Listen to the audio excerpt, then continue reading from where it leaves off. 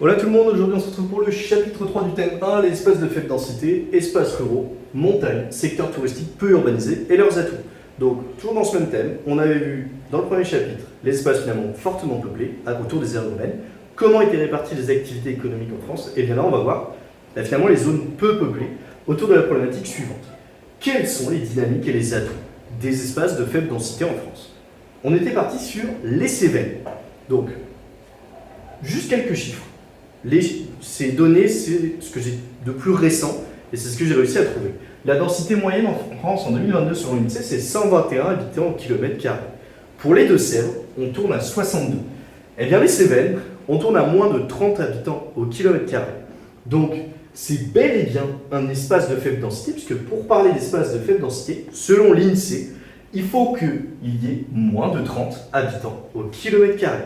Ça concerne 6,5% de la population métropolitaine et les Cévennes, eh bien, c'est juste ici. Donc, c'est un territoire, en fait, avec quelques activités quand même, mais on a moins de 30 habitants au kilomètre carré. On retrouve l'agriculture, avec notamment le fromage. Alors, le fromage, donc moi j'avais pris cet exemple-là, le Pélarin.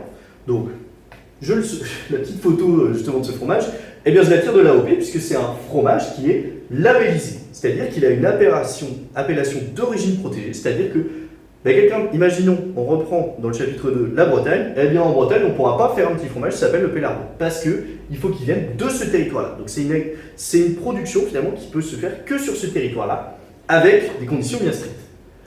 Agriculture, d'accord, mais il y a aussi du tourisme. Ce tourisme, donc on retrouve un splendide paysage. Donc là, c'est carrément justement un blog qui s'appelle Tourisme en Occitanie, où qu'est-ce qu'on voit? Eh bien, on a une super belle gorge, avec notamment du kayak qui est possible. Aujourd'hui, on a beaucoup d'activités en extérieur. Le kayak, le canoë, éventuellement la randonnée, mais pas seulement, qui peut se faire justement dans plein d'espaces. Et aujourd'hui, justement, on a un espace qu'on cherche à valoriser avec un PNN, Parc Naturel National. C'est un espace, en fait, qu'on va protéger. Et en fait, l'idée, c'est d'assurer la sauvegarde de ce patrimoine naturel, mais aussi culturel. Donc, on vient de parler d'agriculture, de tourisme. Donc, on a quand même des activités et des atouts.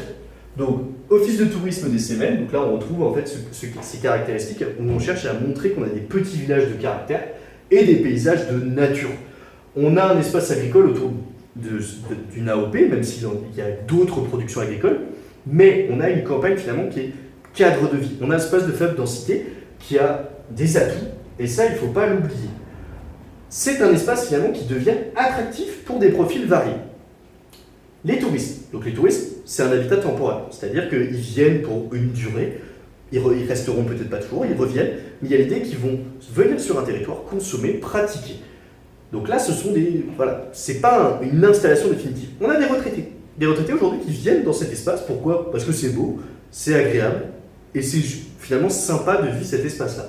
Et on a aujourd'hui une nouvelle opportunité avec le fameux télétravail. Aujourd'hui, le télétravail fait que quelqu'un qui avant était peut-être dans une ville ou une petite ville, eh bien peut venir s'installer dans ces territoires tout en continuant son activité.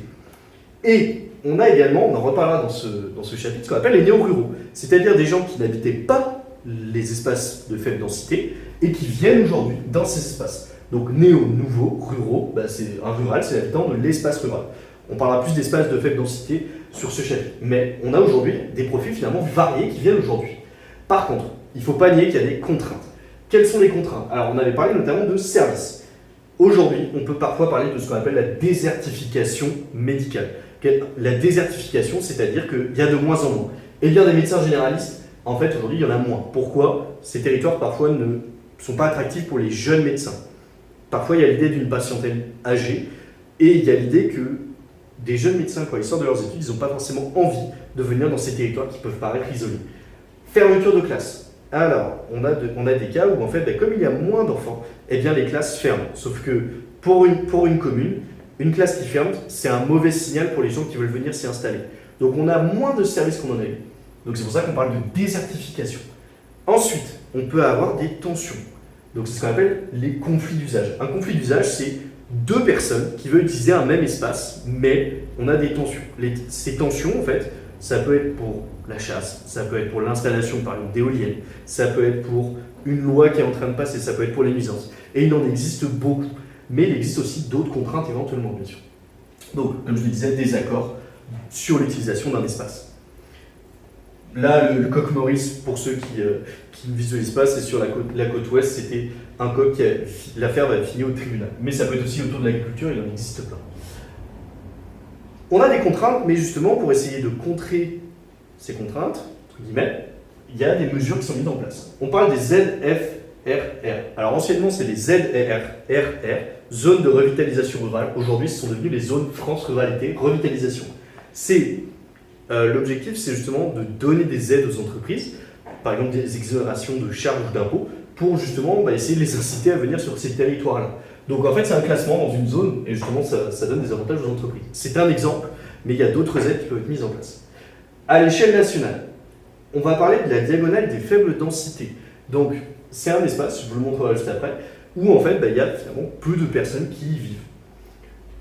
Mais, là-dessus, je veux que vous soyez clairs, c'est une grande diversité d'espaces. On va avoir des espaces où il y a une agriculture productiviste.